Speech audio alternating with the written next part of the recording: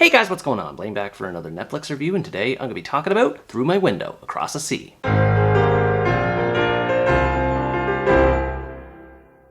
Through My Window Across the Sea is a Spanish romantic drama serving as a sequel to the previous Through My Window movie, and continues the story of Raquel and Aries, a pair of young adults who maintain a long-distance relationship with each other while in university. While the two are still in love as always, they start to feel lonely without each other. The two are eventually reunited with each other to celebrate the upcoming San Juan holiday together. However, it doesn't take long for Raquel's friends to follow them to their romantic getaway, resulting in old and new problems for the pair's relationships. I had been dreading this day ever since I found out about the existence of this sequel, and my worst fears were confirmed when this ended up being even worse than the first movie. Any scrap of relevance the first may have had is thrown out the window with this sequel, as it continues the same toxic relationship dynamic as before and spreads it to every character in this movie, making it an unbearable experience to sit through. As with before, Raquel remains the same blank slate as she's always been. The one distinguishing trait about her from the first movie regarding her supposed talent in writing is only barely explored further in this sequel, and even then it comes off more as pretentious than it does being an actual part of her character. She never takes her writing seriously at any point, always preferring to spend time with Aries or just not do anything at all. She's nothing more than a vehicle to move the story along to whatever beat it feels like following. She has no agency of her own accord, so it's impossible for me to get behind her, especially when she starts acting out more later on, though I'll get to that in a bit. Similarly, Aries has barely changed at all from the events of the first movie. He's still a toxic a-hole who lies, hides things, and in general doesn't have a ton of respect for anyone, but I will give credit where it's due. At least in this movie, his love for Raquel feels more believable this time around than it did in the first,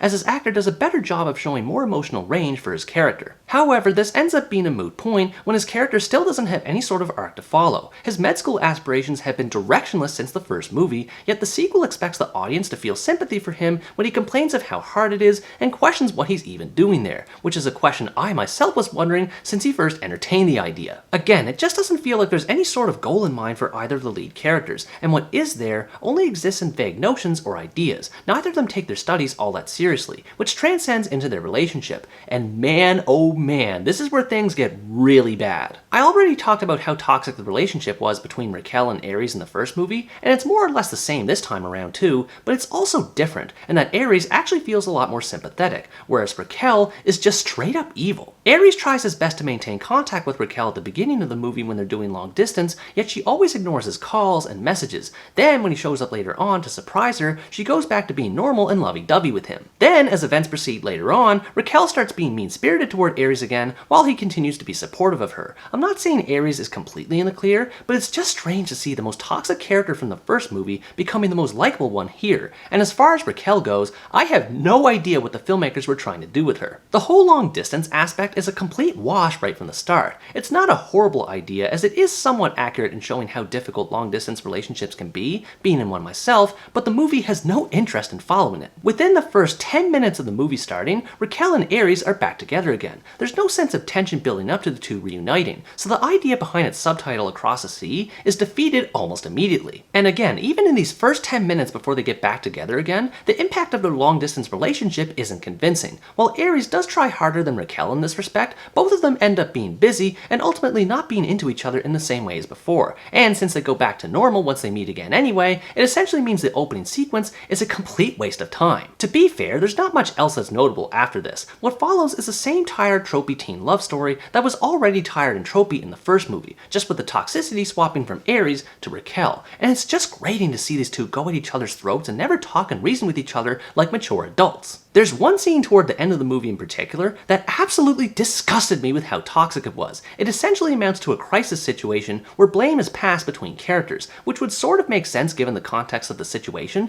but it's addressed in the worst way possible. Are you ready? Aries thinks this crisis is because Raquel uses her phone too much. This is what I hate about teen-oriented love stories, especially ones from Wattpad like this one. The characters have such a limited understanding of how the world works outside of their own bubble that their idea of conflict resolution is laughable. It basically amounts to, I'm right and you're wrong, without any deeper thinking behind it, and the logic they use to excuse their arguments is pathetic. If you thought that was bad, then imagine this exact same dynamic happening with every single character in the movie. I'm not kidding. This time it feels as though all the supporting characters have something to do in this movie, which is nice in theory, but it fails in execution. To start, the returning characters from the first movie are still as lame as before. Yoshi and Daniela do everything in their power to insert themselves in Raquel and Ares' business, and even reveal personal secrets about the characters just for the sake of sabotaging the relationship. These two were already hard to believe as friends in the first movie, and here it's even less so. Other times, the toxicity isn't directly related to Raquel and Ares, but still just as annoying. For some reason, the movie tries to focus on Ares' brother Artemis and his relationship with the maid Claudia, and it's just so boring. It never goes anywhere, never has any impact on the main narrative at large,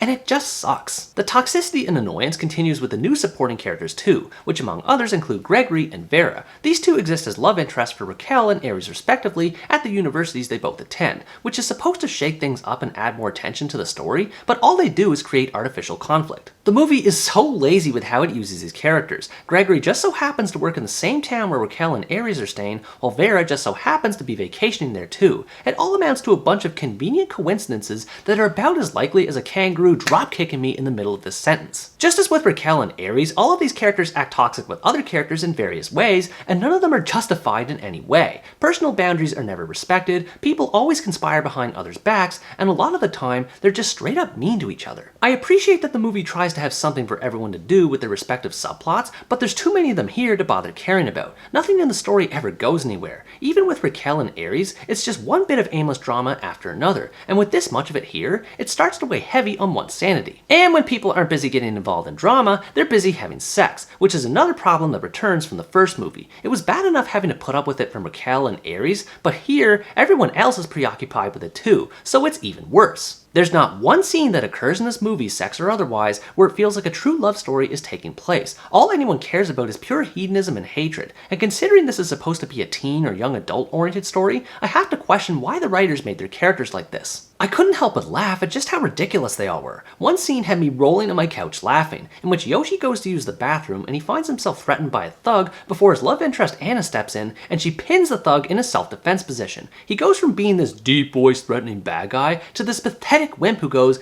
"Ow, my arm, ugh!"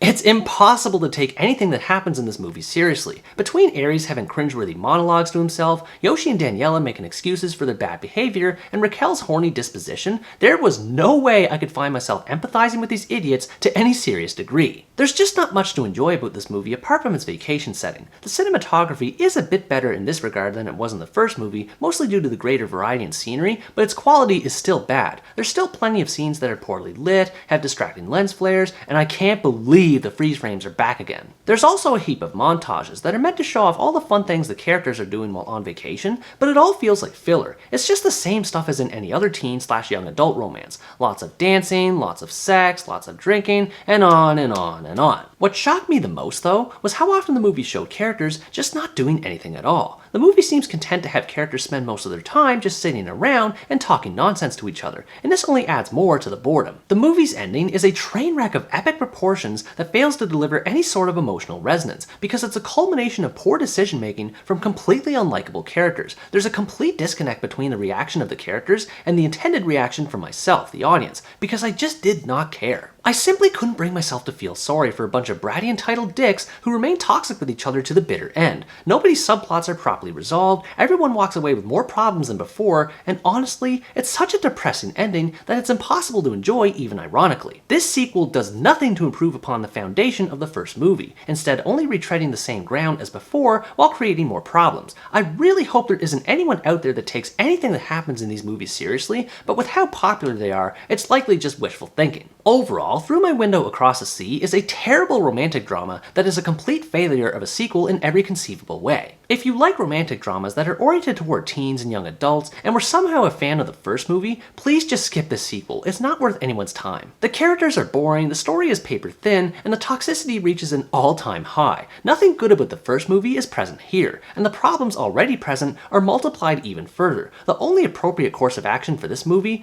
is to throw it across the sea. What did you think about this movie? Did you hate it as much as I did, or did you find some redeeming factors to it? Let me know in the comments below. Anyways, guys, that's going to wrap up my review of Through My Window Across the Sea. Thanks for watching this video, I hope you enjoyed it, and as always, stay tuned for the next part, where next time I review the American romantic comedy, The Perfect Find. Bye-bye!